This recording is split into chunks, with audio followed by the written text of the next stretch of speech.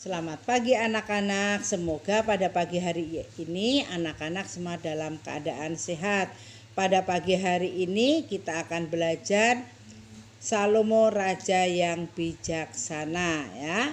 Anak-anak, Salomo adalah seorang raja Israel yang ketiga ya, yang memerintah selama 40 tahun ya.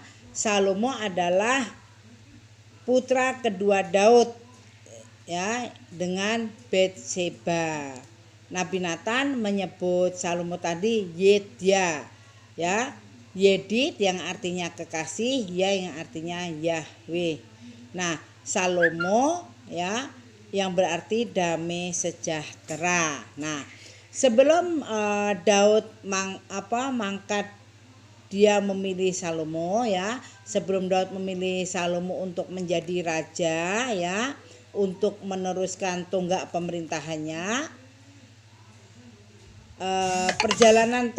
perjalanan Salomo tadi untuk menuju tahta itu tidak mudah ya. Karena tidak mulus atau tidak mudah karena karena ada saudaranya yang tidak terima, yaitu mengadakan perlawanan. Siapa saudara yang mengadakan perlawanan? Yaitu Adonia ya.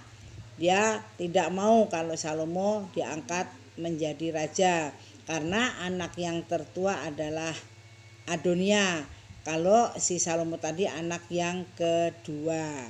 Nah, Salomo adalah menantu Raja Firaun dari Mesir. Sedangkan bangsa Mesir menyembah Menyembah berhala. Sedangkan bangsa Israel menyembah siapa? Menyembah Allah. Nah, sebelum bangsa Israel membangun Bait Allah, mereka mempersembahkan kurban kepada Allah, yaitu di Bukit Cibeon ya, di Bukit Cibeon. Bukit Cibeon ini merupakan tempat persembahan terbesar. Nah, di bukit itu Salomo memohon kepada Tuhan, meminta hati yang faham menimbang perkara untuk menghakimi umatnya ya, umat Israel. Nah, dengan dapat membedakan antara yang baik dan yang jahat. Sebab siapakah yang sanggup menghakimi umatmu yang sangat besar ini? Kata siapa? Kata Salomo. Dia mohon mohon kekuatan ya, mohon supaya dia bisa untuk menghakimi perkara yang besar, supaya dia menjadi raja yang sungguh bijaksana. Nah, Raja Salomo meminta kepada Tuhan sebagai meminta supaya diberi hati yang bijaksana untuk menjadi sebagai raja. Dia menyadari bahwa Salomo ini masih muda dan harus berhadapan dengan orang yang berperkara, namanya seorang raja ya, berarti perkara banyak ya, rakyatnya yang banyak perkara. Maka ia meminta kemuliaan dan kejayaan pada siapa? Kepada Tuhan. Nah, setiap orang sering memilih dan mengambil keputusan yang bijaksana dan benar ya. Setiap orang sering harus kita memilih keputusan yang sungguh-sungguh benar dan bijaksana.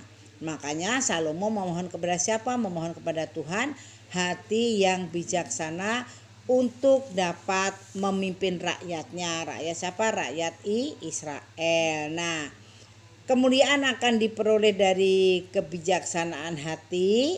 Raja yang bijaksana akan dicintai dan raja yang bijaksana itu tentu akan dicintai oleh rakyatnya, akan dihormati dan dicintai oleh rakyatnya.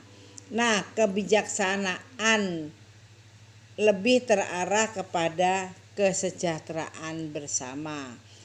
Nah, Salomo punya ujian sangat besar ya. Ada cerita ya, menguji kebijaksanaan Salomo itu, apakah betul-betul dia berbuat adil, apakah dia sungguh-sungguh berbuat bijaksana ya. Untuk memberikan solusi kepada dua orang ibu yang mempunyai anak. Kedua orang ibu tadi sama-sama punya anak, tapi di antara kedua tadi salah satu anaknya ada yang mati dan yang satu hidup. Nah, mereka semua tidak mau mengakui anaknya yang mati. Mereka ibu berdua tadi sama-sama mengakui anaknya yang hidup. Nah, akhirnya atas perkara itu kan keduanya menginginkan bayi yang hidup tadi. Tetapi Raja Salomo bisa menyelesaikan perkara itu dengan baik ya. Raja Salomo bisa memberikan keadilan betul-betul dengan bijaksana. Nah, cerita ini anak-anak nanti bisa dibaca di dalam kitab 1 Raja-Raja bab 3 ayat 1 sampai dengan 28. Semoga penjelasan Ibu yang sedikit tentang Raja Salomo ini bisa membantu anak-anak untuk belajar ya. Terima kasih, Tuhan memberkati.